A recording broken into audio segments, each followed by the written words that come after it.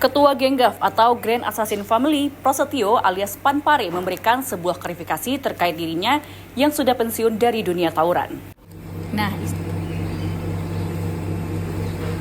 Nah, istilah preman pensiun layak diberikan kepada Prasetyo karena dirinya memberikan klarifikasi ini setelah beredarnya nama 18 geng tawuran pada sejumlah grup WhatsApp. Dari 18 nama yang beredar, namanya termasuk menjadi ketua dari Genggaf atau Grand Assassin Family dengan inisial PP alias Panpare. Beberapa waktu lalu, sejumlah geng tawuran disinyalir sering melakukan aktivitas tawuran di Kota Padang.